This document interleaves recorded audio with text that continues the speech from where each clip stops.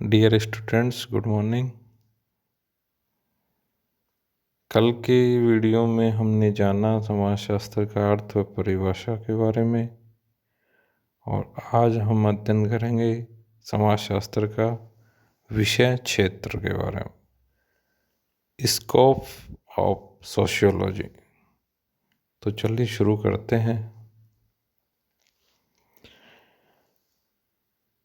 कोई भी विषय हो, उसमें उसका क्षेत्र का तात्पर्य होता है कि वह विज्ञान कहाँ तक फैला हुआ है। इसे यदि दूसरे शब्दों में कहा जाए तो इसका मतलब हुआ उन संभावित सीमाओं से है जिनके अंतर्गत किसी विषय या विज्ञान का अध्ययन किया जा सकता है। यानी कि जैसे कि एक खेल के मैदान की बाउंड्री होती है, उसी प्रकार वो बाउंड्री जहाँ तक उस विषय का अध्ययन किया जा सकता है उसे क्षेत्र कहा जाता है। समाजशास्त्र के विषय क्षेत्र के संबंध में विद्वानों के मतों में या विद्वानों के जो मत है उनको दो भागों में बांट सकते हैं। एक है स्वरूपात्मक अथवा विशिष्टात्मक संप्रदाय, और दूसरा है समन्वयात्मक संप्रदाय अथवा सामान्य विज्ञान वाला संप्रदाय। इसमें जो पहला मत है उसके अनुसार समाजशास्त्र जो है वो एक विशेष विज्ञान है, जबकि दूसरी विचारधारा के लोग समाजशास्त्र को एक सामान्य विज्ञान मानते हैं। तो सबसे पहले अपन स्वरूपात्मक संप्रदाय को स्पष्ट से जान लेते हैं। इस संप्रदाय के जो प्रवर्तक है वो जर्मन समाजशास्त्री जॉर्ज सिमेल है। इस संप्रदाय से संबंधित अन्य विद्वान भी जुड़े हुए हैं।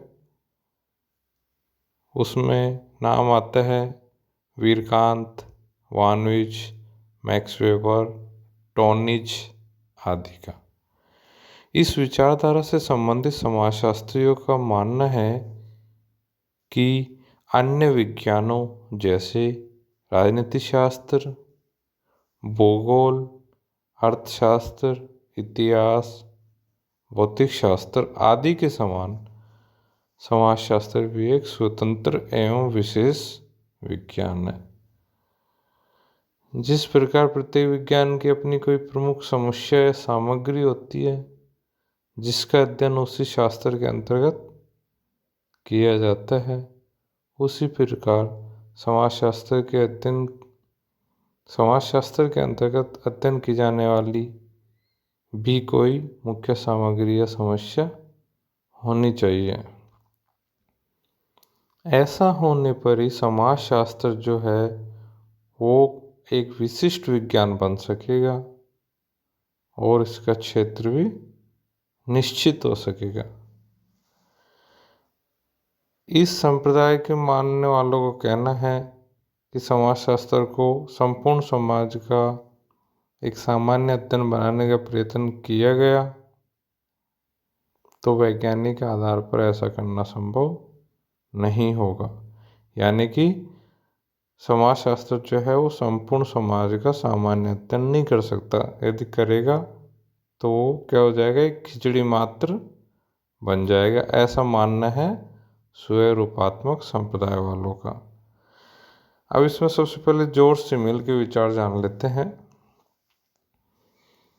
जॉर्ज सिमेल ने सबसे ज़्यादा जोर दिया है कि समाजशास्त्र को सामाजिक संबंधों के स्वरूपों का अध्ययन करना चाहिए।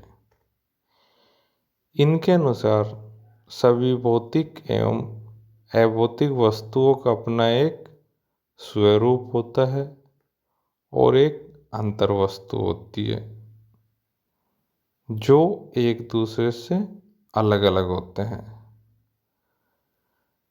और स्वरूप तथा अंतर्वस्तु का एक दूसरे पर कोई प्रभाव भी नहीं पड़ता। अब इसको उदाहरण के द्वारा हम जानेंगे, जैसे कि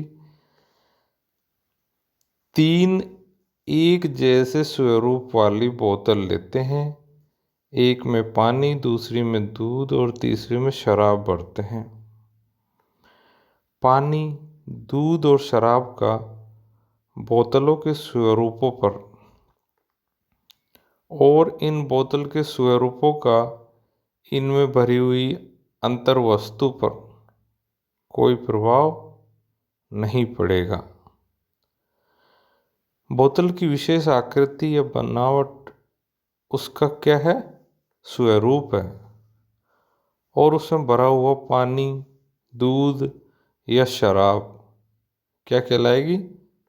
उस बोतल की अंतर वस्तु कहलाएगी। यानी कि अंदर जो भरी हुई वस्तु है वो अंतर वस्तु कहलाएगी। इसी प्रकार सामाजिक संबंधों के स्वरूप और अंतर वस्तु में भी अंतर पाया जाता है। यानी कि सामाजिक संबंधों का एक तो स्वरूप हो गया, एक उनकी अंतर वस्तु हो गई। इन दोनों में क्या पाया जाता है? अंतर पाया जाता है। और ये भी एक दूसरे को प्रभावित नहीं करते हैं। जैसे इसमें आता है अनुकरण, सहयोग, प्रतिस्पर्धा, प्रभुत्व, अधीनता, श्रम विभाजन आदि सामाजिक संबंधों के क्या है? स्वरूप है। समाजशास्त्र जो है वो सामाजिक संबंधों के इन्हीं स्वरूपों का अध्ययन करने वाला विज्ञान है। सामाजिक संबंधों के ये स्वरूप जब अलग अलग अंतर वस्तुओं जैसे आर्थिक संघ, धार्मिक संघ, राजनीतिक दल आदि में पाए जाते हैं तो इनका अध्ययन समाजशास्त्र के अंतर्गत नहीं किया जाता, बल्कि अन्य सामाजिक विज्ञानों में किया जाता है। इसके बाद अपन जानते हैं वीरकांत के विचार। इन्होंने समाजशास्त्र को एक विशिष्ट विज्ञान के रूप में मानसिक संबंधों के स्वरूपों का अध्ययन करने के लिए कहा है, जो व्यक्तियों को एक दूसरे से अथवा समूह से क्या करते हैं? बांधते हैं। समाजशास्त्र इस पर विचार नहीं करता कि पिता और पुत्र में अथवा माता और पुत्री में क्या संबंध है, बल्कि समाजशास्त्र तो यश का, सम्मान का, प्रेम का, लज्जा का, घृणा, सहयोग, संघर्ष आदि भावनात्मक या मानसिक पहलुओं का अध्ययन करता है। इन्हीं के आधार पर विभिन्न सामाजिक संबंध बनते हैं और इन्हीं सामाजिक संबंधों से क्या बनता है? समाज बनता है। अतः समाजशास्त्र को इन्हीं मानसिक अथवा भावनात्मक संबंधों के स्वरूपों का अध्ययन तक ही अपने को सीमित रखना चाहिए। तीसरे जो इसके समर्थक वो है वॉनविज। वॉनविज ने लिखा है कि समाजशास्त्र जो है वो एक विशिष्ट विज्ञान है जो कि मानवीय संबंधों के स्वरूपों का अध्ययन है और यही उसका विशिष्ट क्षेत्र है। अगले जो समर्थक वो है मैक्स वेबर। मैक्स वेबर जो है वो भी समाजशास्त्र को कैसा विज्ञान बनाना चाहते थे? विशिष्ट विज्ञान। उनके अनुसार समाजशास्त्र सामाजिक क्रियाओं का अध्ययन है। सामाजिक क्रियाओं को इन्होंने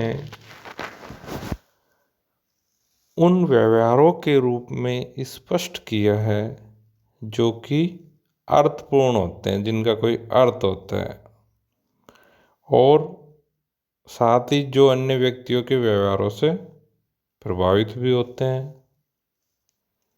ऐसे व्यवहार जो अर्थपूर्ण हो और अन्य व्यक्तियों के व्यवहारों से क्या हो, प्रभावित हो। मैक्स वेबर का मानना है कि सामाजिक क्रियाओं का जो आधार है वो होता है व्यवहार। व्यवहार के द्वारा ही सामाजिक क्रियाएं होती है। अतः समाजशास्त्र का कार्य सामाजिक व्यवहारों को समझना और उनकी व्याख्या करना है। इनके अनुसार सामाजिक क्रियाओं की विस्तृत व्याख्या एवं विश्लेषण से ही समाजशास्त्र में अनुभव और तर्क पर आधारित नियमों का निर्माण किया जा सकता है। यानी कि जब सामाजिक क्रियाओं का विश्लेषण किया जाएगा तभी अनुभव और तर्क पर जो आधारित नियम है उनका निर्माण हो सकता है। और इन्होंने बताया कि यदि समाजशास्त्र के अंतर्गत सभी प्रकार के सामाजिक संबंधों का अध्ययन किया जाएगा तो इसका क्षेत्र क्या हो जाएगा, अस्पष्ट और असीमित हो जाएगा। अतः जरूरी है कि सामाजिक संबंधों का अध्ययन निश्चित सीमा में किया जाए, सभी का नहीं किया जाए, निश्चित का ही किया जाए। तो कुल मिला के मैक्स वेबर का कहना है कि समाजशास्त्र में सामाजिक क्रिया का ही अध्ययन किया जाना चाहिए।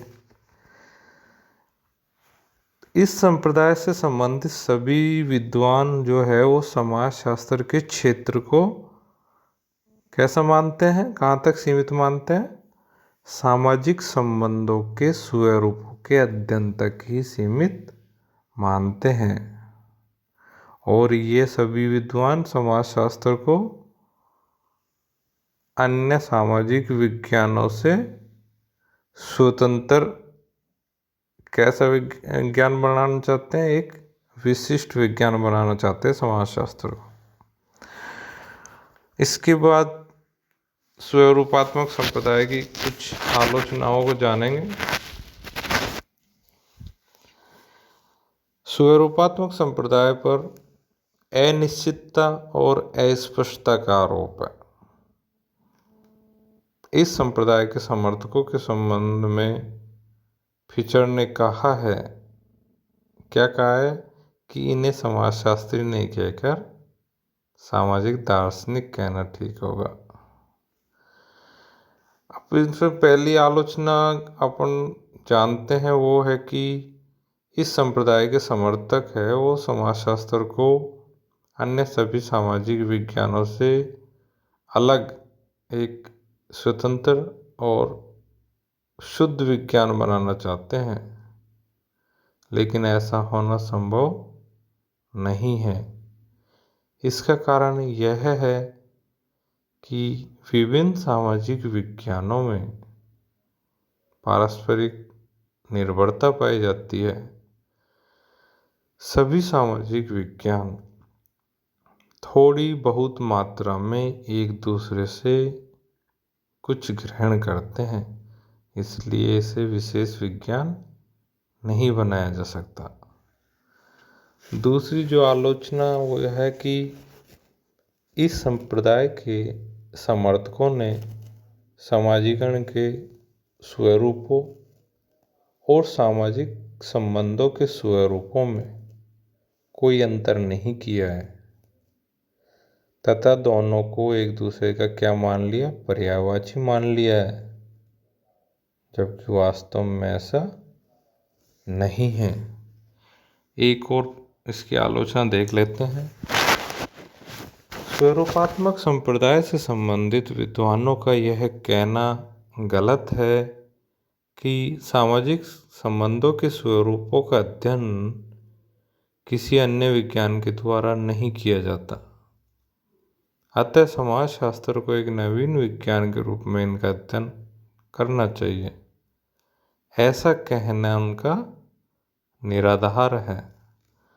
सामाजिक संबंधों के बहुत से स्वरूप जैसे प्रभुत्व, सत्ता, शक्ति, स्वामित्व, आज्ञा पालन, संघर्ष आदि का अध्ययन कानून शास्त्र में काफ़ी व्यवस्थित रूप से किया जाता है। तो स्पष्ट है कि इस संप्रदाय की मान्यताएं सही नहीं है।